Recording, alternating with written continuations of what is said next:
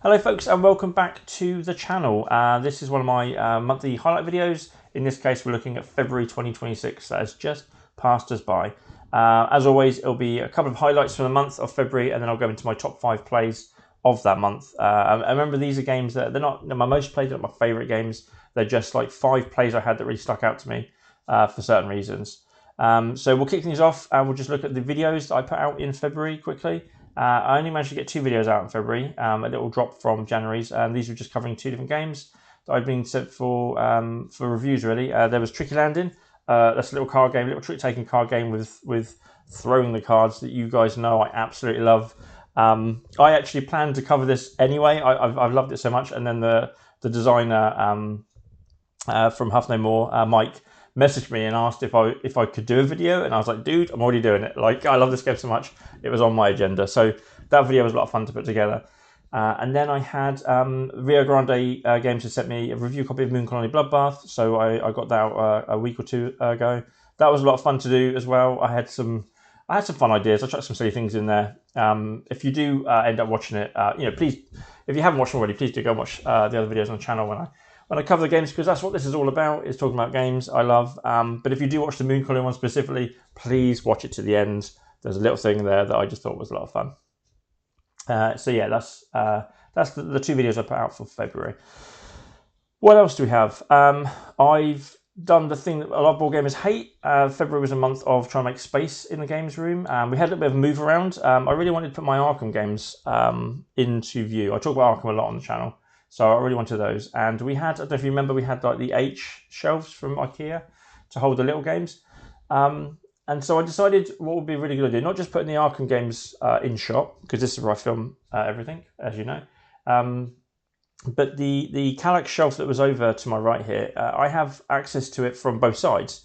So I suddenly realised with these small boxes going into this these H shelves, there's a lot of wasted space behind them because they don't fill up the entire Kallax depth. And I thought, what if I put the H shelves over on that one where I can get into it from the front and the back? I could put 2 lots of small games along all the shelves. Surely that would make us some space. It did, but we're still selling games anyway. So yeah, so I had a big move around, which is why things look a little bit different behind me. But yeah, so that was a bit of a move around, and then that led to us just also trying to gain more space by doing the thing that board gamers hate, which is selling board games. So we went through the collection and we looked at games that don't just, the ones that don't interest us anymore or have never really clicked with us, and we kind of, sometimes you hold on to a game thinking, maybe if we play it a couple more times it will gel, but then you just don't play it for like 5 years, which is the case for some of these games. Other games where we don't have the player count for them. Like the original Ticket to Ride and that, we don't play that anymore. We've got the 15th anniversary edition for the European one. Definitely keep that. My wife loves it, and it's a really nice deluxe version of that game. So I don't need the original base game. I don't need we had the Japan-Italy expansion, so that's gone. Things like That Time You Killed Me, we played it a couple of times. It didn't click with us at all. So we've only it comes out like once every 2 years, a quick rules refresh. We play it and it's like meh, but we don't get rid of it. So we have now. I also made the really, really tough decision to add Oath to the coal pile. Now this was a tough one.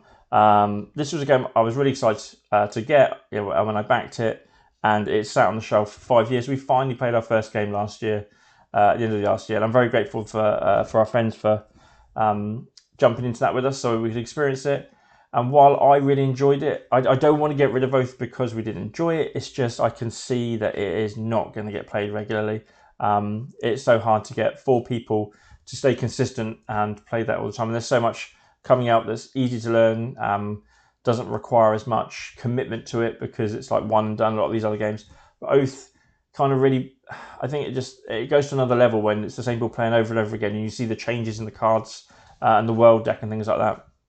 And it pains me to get rid of it, but it is just going to be a box that sits on a shelf and doesn't get the attention it deserves. It needs to go to someone that's going to enjoy it more. So yeah, that's on the chopping block as well. And then just a bunch of other small little games that we've just got over the years from like raffles and stuff that we don't really play. So yeah, it was a month of moving things around and hoping to sell things off to make more space for more games. Yay. What else have we got? February. Oh, yes, something else. If you watch the channel enough, you'll know that two things I like to do within the hobby that isn't just board gaming is I like to relax and sleeve cards for games, and I also like to put inserts together. And February was an insert influx. So first of all, I ordered 2 of the wooden inserts from Tesseract Games. I really like their ones for the Arkham series. I'm trying to work through the entire collection. I think I've got about 3 or 4 more games I've got to get done. But the wooden inserts just make it a lot easier to hold the cards, hold the tokens, and everything like that. So yeah, they're fun and easy to put together. It's just a couple of sides and the dividers, a bit of PVA glue, tape, hold it together, all sorted. And then I also ordered, I went on a bit of a mini binge. So Folded Space released the insert for Covenant. Now, I really like that game, but it is just a compact pile of baggies holding wooden bits and a lot of boards. It's a puzzle to put that back in the box and get the lid down flat. Folded Space are fantastic. They've done a great job with this one. It's one of the colour ones with all the designs and the artwork on it, so it's the sort of licensed ones they do. It looks really nice, and I will attest now that we played a game after I built the insert for this one, and it does absolutely. It improves setup time. It improves just the gameplay because there's a couple of things you can have out as well. And obviously it made packing the game away a lot quicker. So yeah, that was as soon as that was available for order. I think like the day it went live, I ordered that one. But I also chucked in Underwater Cities because I think that's over that side, because that didn't have any insert in it when that arrived. So I thought we'll chuck that one in, and it was really interesting to see the contrast between kind of the older grey inserts that they used to do and these like sort of fancy new ones. Even the quality of the foam and the pieces when I was gluing things together. The older grey one just felt a bit more basic. Okay, it's hard to say. It's just an insert. It's not. It has no like mechanical parts to it or anything like that. But yeah, it just felt a bit more. It felt cheaper. Certain things didn't line up quite as well. Yeah, it was really weird to sort of build those two back to back as I did. So I noticed the difference between them.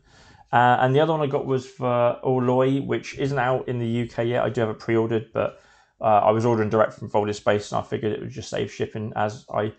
There's a lot of pieces in Orloy. I can already see that that's going to benefit from an insert, and it was a nice licensed color one again, so I just chucked in there.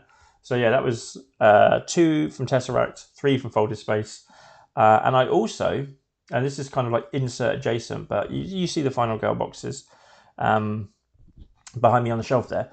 Where when I got into Final Girl, it was around the time that season 2 was fulfilling, and so in retail I wasn't really sure what I was doing, and I just bought a feature and then another feature, and then I started buying all the sort of special things, the deluxe components like the minis, the mats and stuff. So it was kind of piecemeal. Season 1 and season 2 were very piecemeal. I just was getting what I could in pieces, and they set myself fine.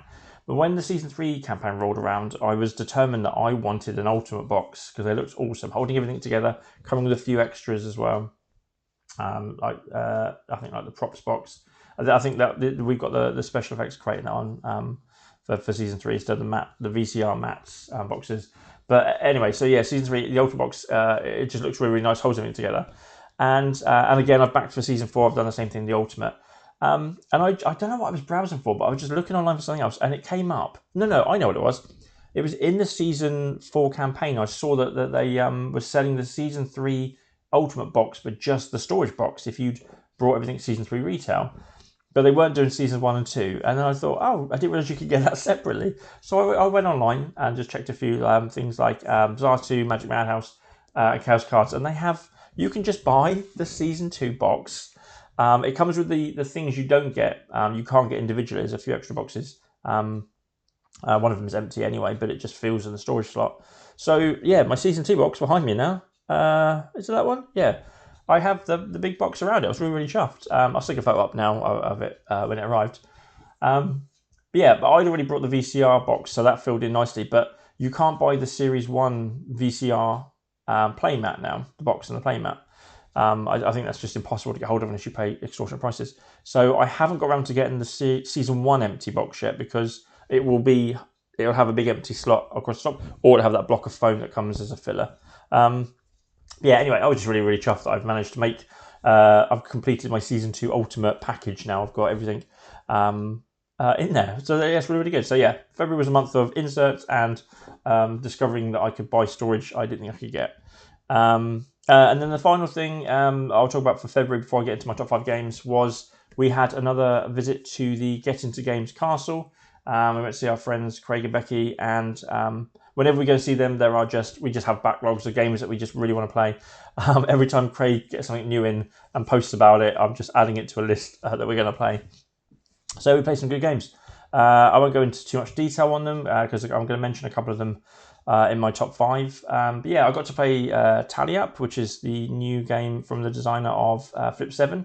It's another push-your-luck type game, but it's dice instead of cards, and that was a lot of fun. That was that was just me and Craig daring each other to just roll one more time because we were just neck and neck the whole way. That was a lot of fun. We played Bella Vista, which is a new game.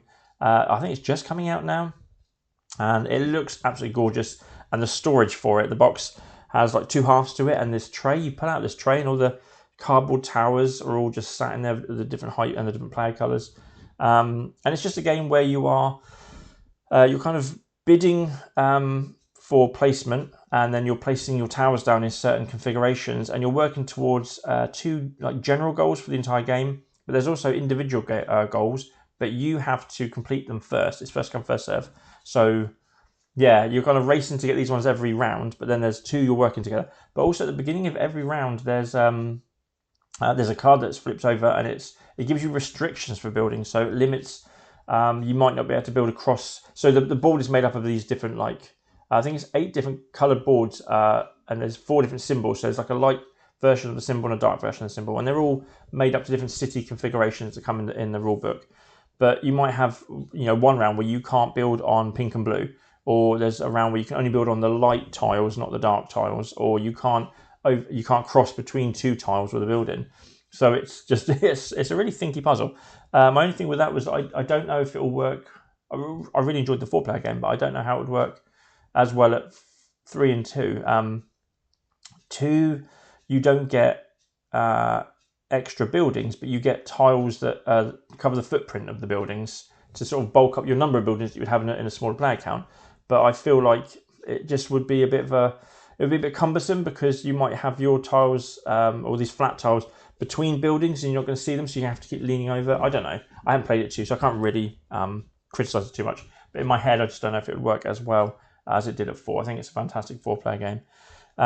We played a couple more. We played Mosaic. That was interesting, a bit like Dixit, with some drafting, a bit like Faraway, and building a grid like Castle Combo. So it was like those 3 games got smushed together, and Mosaic was born from it.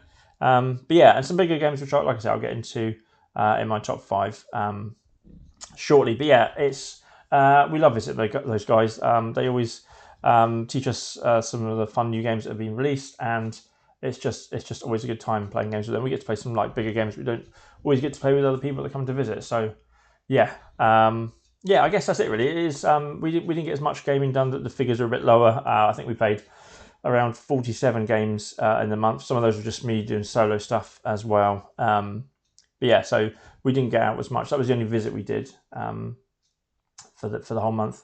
But yeah, I guess we should get into my top 5 plays of February 2026.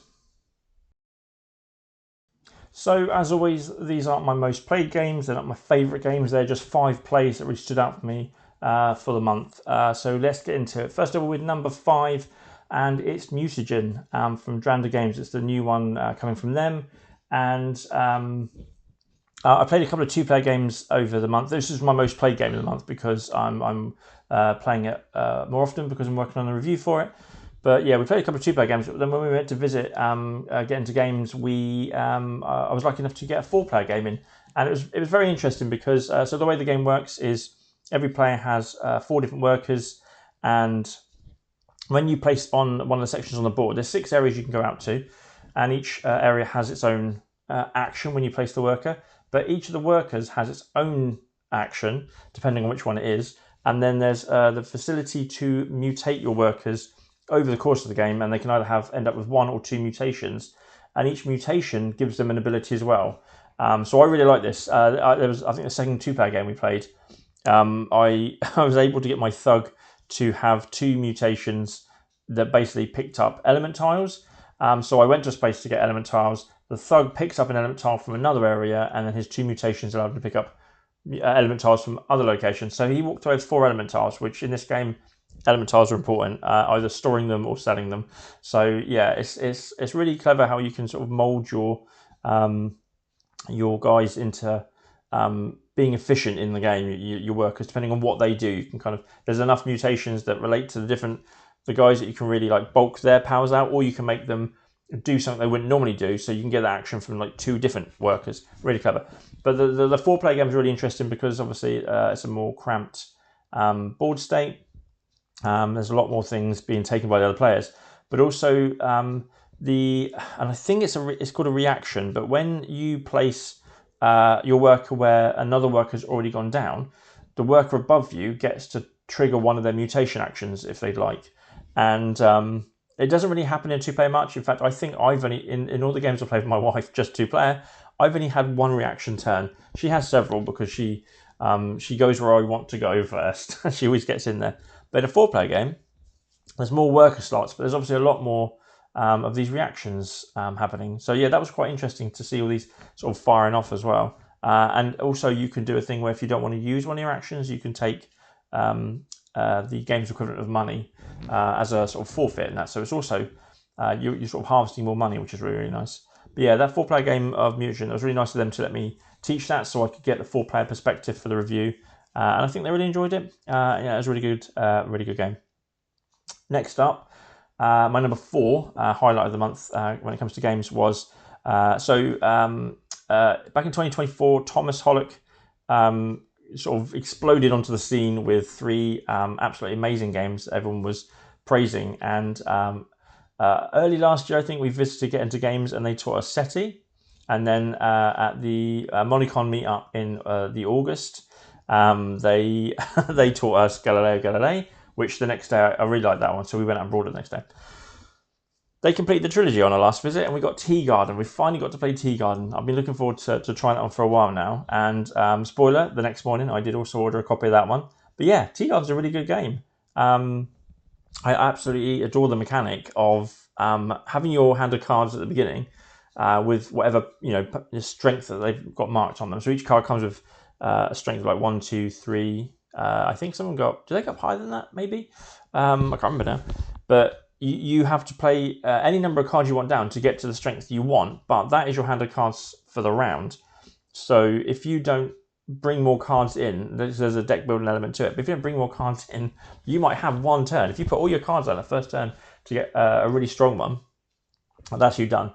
And you can have up to 3 turns, or you can pay for a 4th turn. So that decision space of how to spend your cards and how to make them do the most for you without like I say, whacking them out on the first turn and being done with it and having nothing else to do while everyone else is taking loads more actions. It's really interesting. And there's sort of like you're sort of spreading out your tea gardens onto the map to get more tea leaves into your engine. And there's a sort of mini marketplace thing where you can trade in tea leaves to get points bonuses and other things.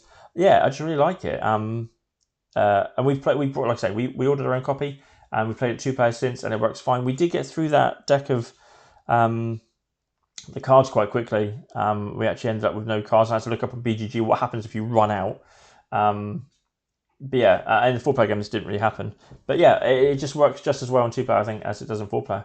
And that's a really fantastic addition to our collection. So, because whenever we go to visit Get Into Games for a games day, we come away with something. For the last 4 visits, I've ended up buying a game. I've ended up ordering a game the next morning that I couldn't stop thinking about after we've left them. So yeah, this visit we just had, Tea Garden was the game. What's next? We've got number 3 on my list is it's Obsession. I finally got it. So we played this. Was it summer 2024? We went to Cajun Con, which is for those of you who don't know, it was a very small event in the UK. But PJ, the Cajun Gamer and the host of the Meeple to Meeple podcast, actually visited the UK. So it was really nice. He's friends with Board Game Meeple, and they organised a sort of mini meet-up very close to where we live. Normally we're visiting friends and we're having to travel for like 2 hours at a time to get to places, or even more to go to the UK Game Expo. I think it's like 2.5-3 hours for us to drive. This was just down the motorway for us, so I was very eager to go and meet some board gamers that live more locally, and to meet PJ in real life, which is good.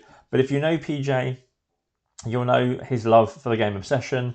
So I think there was a couple of copies were brought to the event, and although I didn't get to play with him, I did get to sit down and actually learn Obsession that day. But obviously, this is about February 2026. So with the sad news that Kienda are closing down, their prices have gone quite low. They're obviously getting rid of stock, and I spotted Obsession for purchase for less than half price, and I thought this is a sign I'm finally going to get it, because it's a game I've really enjoyed thinking about from that first play. I did think it was something we would enjoy getting to our table. I just had never got around to pulling the trigger on it, and it was a sign. It was so affordable. So yeah, and the very night it turned up, we got a 2-player game to the table, and it's fantastic. But the reason it's such a highlight is because I I lost the game, but I lost by just a few points. And but what was really interesting and fun about it was when I sort of thought back and was explaining to my wife what I actually planned to do on a turn, and I changed my mind at the last minute. If I had not changed my mind, I would have won by a lot more than she beat me. And it was just fun, because what I didn't realise was what I wanted to do would have got me a few more points in the end. I realised that by playing a butler. There was a location I wanted to go to, but I didn't have enough of the green meeples to pull it off, and I could use the butler on the previous turn and then taken one of her meeples. But I wasn't quite sure about doing the whole take that thing on our first play together, so I didn't do it. But not only would I have scored my higher location, which got me was a 7-point deficit. For -1, it would have been 6 points, so I would have made 7 points on that. But what I didn't realise was she had 2 scoring cards that she needed those green meeples for. So if I had taken her green meeples, I also would have reduced her score. And I was absolutely kicking myself for not sticking to the plan. But it was, I love, win or lose, it's the fun of the game. But what I love after a game sometimes is just unpacking everything and finding out like things like that, oh man, if I'd just done what I originally planned, how the game would have completely changed the outcome. So yeah, that was that was a fun ending to the game. It's always fun. I like it when the game's super close anyway. So just coming in so close at a 3-point loss was just so cool. That we were doing sort of different things together, and because I thought she'd had a runaway lead. The cards that come out at the beginning, that you kind of like trying to win the Fairchild's admiration by having the most points in certain coloured tiles. I just messed that up. And I kind of invested in the greens and the reds for other reasons of gold cards I had. And every time one of those flipped over, I was like, please be green or red, please. And the green and red were the only 2 cards that didn't come up the entire time. So I had no chance of scoring points with that. But yeah, we had 2 different strategies completely. And to find it ended so close, it was good. And obviously I'm now looking to see, we're going to play a few more times first, but there's 2 other expansions that are quite well spoken about, and also the fact that the boxes for some of the components comes inside the base game, so they're just having these empty boxes. And if that's what the designer has done on purpose to get me to buy the expansions for it, then well done, sir. But just knowing that these 2 boxes are sat there with nothing inside them, waiting for me to purchase expansions, is probably going to make it happen. We all know it is. So yeah, that was Obsession. Moving on to my number 2 highlight play for February and it came right at the end, but was Galactic Cruise. We finally got to try this, I think it was September last year. We had some friends who had purchased their own copy and wanted to learn it, so I said, I'll learn it, bring it around, I'll teach everyone. And if you remember that far back to the video with the highlights for that month of September, you'll know that was the game where I started to teach 8, started playing the game at 9 p.m, and we finished playing at 1 in the morning. we did not respect that game, and we did not respect time. But anyway, it was a 4-hour game. Really, I could see what everyone was talking about. I absolutely fell in love with Galactic Cruise. And so, unfortunately, due to busy schedules with studies and with other people we were seeing and everything, with family commitments, we couldn't get them back until the end of February. But we did. We had a 4-player rematch, and unfortunately, if you see the pictures that I'm probably showing now, I did not get to play blue. Did this cause me issues? Yes, it did. Someone that's played blue for most of their board gaming life, for obvious reasons, because it's my favourite colour. Whenever a game doesn't... if it doesn't have blue, that's fine. Like the Century Golem games had like black, white, brown, and grey. I'm okay. But if there's blue on the board and I'm not it messed with me a couple of times when I was planning to do things and then couldn't. But yeah, it was. We played a bit quicker this time. It was a 3.5 hour play. A little rules refresh for some of us because we hadn't played it since back that time. So it was a quick refresh of the rules. But yeah, it was good, and even more so than Obsession, this came down to the wire. I somehow, as the only person that built 2 ships, and everyone else had a minimum of 3. No one went for the bonus. I know because you can get a bonus on the orange destination where you can get 4 ships. But yeah, anyway, everyone else has got 3. I've got 2, and I'm not thinking I'm doing that well at the beginning of the game. In fact, I was the last person off the points mark. I waited ages to score my first point. But somehow, whatever I was doing was working so well mid-game that I flew around the board, and I was coming around the penultimate corner before you hit the 100 mark and start, flip your tile and start going over 100 points. I was all the way around there. Everyone else was back on the at the other end of the board on the scores, around the sort of 40s and 50s, and I was coming up to the 80s and 90s, and I felt quite comfortable. But my wife just had more resources left in the game. She had better scoring ships. I messed up one of my ships that was supposed to score for having you get 5 points for every ship that's worth 8 points or more. And I planned for this, and then I messed up, and I built the 2 modules that I like the sound of more than looking at what their points are worth when I actually got around to doing it. And they were just 1-pointers. So the ship came in at 6, so it didn't score. Anyway, that was my mess up. But it came down to the wire because my wife ended up on exactly the same points as me, 165, 165, and she won the tiebreaker, which is it's the where you put the cubes in when you're building up sort of the year 1, year 2, year 3. It's whoever has the most cubes in that area, and she had 1 more cube than me. I love games that go down to the wire and come up with just on the tiebreaker. It's just, but yeah, if I just paid attention and I needed 2 more points on my ship and I would have had it. So I was kicking myself. But yeah, the gameplay, we have a lot of fun playing. You do have the long wait between turns in a 4-player game, and I'm eager to play at the lower player counts. But yeah, it's just it was an event. They came around to play Galactic Cruise, and we already knew it was going to be a long one. So it was just a fun day as well. Sort of messing around between turns and chatting and stuff. But yeah, Galactic Cruise. Oh, that's a good game, and don't be surprised if that ends up in my top 50 when it comes to the end of this year, because that is, it's sweet. And we'll round things up with obviously my number 1 play of February 2026, and I first saw this game when I went to UK Game Expo. I went to the press night on the Thursday, and we were walking around. Got to the end of an aisle. My wife said, which one, where should we go to next? Where should we aim for? And as I was sort of gazing around to sort of find a direction, this game was just on a table and it looked gorgeous. And I hurried over, spoke to the people. It'd been on Kickstarter. I had missed it somehow. I'd never heard of this game. And I was super eager. And I asked about retail, and they said, well, there's a second campaign for a reprint coming Q1 this year. And I thought, that's 8 months away or whatever, but I can hold out for that. I want to find out more about this game. So I've been desperate to play it for so long, but it's not a game that anyone I know has until we went to visit Get Into Games. And we played The Old King's Crown at last. Oh, that game impressed me no end. I know it's a very Marmite game, and people either people play it and don't get to grips with it and don't understand why it's so hyped, or people love it like nothing else has come before and don't understand why people don't get it like they do. It's very polarized, a bit like Arcs and Vantage that have come out recently that people have been very divided on. So that's what I see online, is people either just talking the talk and loving it, or people saying it doesn't deserve all the praise.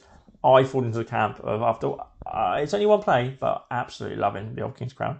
And it's so, maybe it's the chaos that people don't like is what I enjoyed most about it, because we had turns where it was just the 2 things that make it a lot of fun when you're doing the card reveals are the deadly card can change everyone's plans, and the low cards that have the mob that protects them from the deadly card, but also gets rid of the deadly card.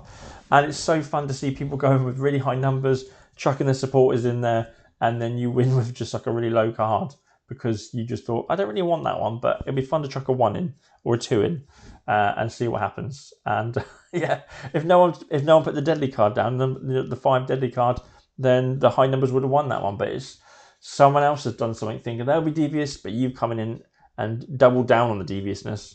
It's so much fun. And again, the production on this game, the art, the the guy that designed and every review you watch of channels much larger than mine, the coverage of No Pun Included, the coverage of Shuts It Down, all these people have all said it before. I'm not saying anything new here, but the art is absolutely outstanding, and the fact that the guy that designed it also did all the art for it, it's just mind-blowing. And it's his first real game as well. It's just but yeah, the art, the components, the quality, just out of this world. And yeah, it was just a real fun play. Unfortunately, there's 4 of us at that table. 2 people had a good time, and I think could see the potential of the game. And the funny thing was, we left at like, was it 9-10 o'clock at night? And while we were on our way home, we saw it. They posted. As soon as we left, they set up a 2-player game and played again because their brains were still like working things through, and they wanted to have another go at it. I mean, that's a statement in itself for the game. So yeah, I think they enjoyed it. Not as enthusiastic as I was. I was like a kid in the candy store. My eyes were wide the entire time. It was so much fun. But then we go to the other end of the scale. My wife never wants to play that game again. Bless her soul. And there are games like that. There's games in the collection that we've got rid of before because I've not liked them and I don't want to ever play them again. There are other games we have that one of us likes more than the other, and the other will play because they know, I know my wife likes the game, so it's not one I enjoy. Maybe like Ticket to Ride. I'm not the biggest fan of Ticket to Ride. She loves it. I'll play a game Ticket to Ride for her. I can play that one, but she has outright refused to ever play the Old King's Crown ever again. So yeah, it was fun getting the reactions of all of us just at different points of the scale. But the game, yeah, and it's a shame, I think, because I heard that a lot of people are put off by the 4-player game because it's so chaotic, because your plans can be scuppered so easily. It's just, just fragile dominoes waiting to fall. But I've heard the 3-player and also 2-player more specifically is a lot tighter, a lot more cutthroat. I've watched playthroughs. I watched the Before You Play, where Monique and Naveen played, and that did look like a different game. And I kind of feel like I wish I'd put the 2-player game in front of my wife first. There was no way to do that. I'm not going to take a gamble or a punt on a retail copy of a game that pricey just to see if she likes it. But yeah, I kind of wish I'd done the 2-player one first and seen it. But it's not like we don't have enough games to play. I don't need the Old King's Crown in my life, but it was by far and wide the best gaming experience I had in the month of February. And if I ever get a chance to play that game again, I'm going to jump on it because there's still so much I want to dig into and uncover. Yeah, Old King's Crown, amazing. But yeah, so that's it for the month of February. That's my highlights. That's my top 5. As always, thank you for taking your time to watch me ramble on about board games. I really, really appreciate anyone that likes my videos, anyone that subscribes to the channel. All of you that have subscribed, thank you so much.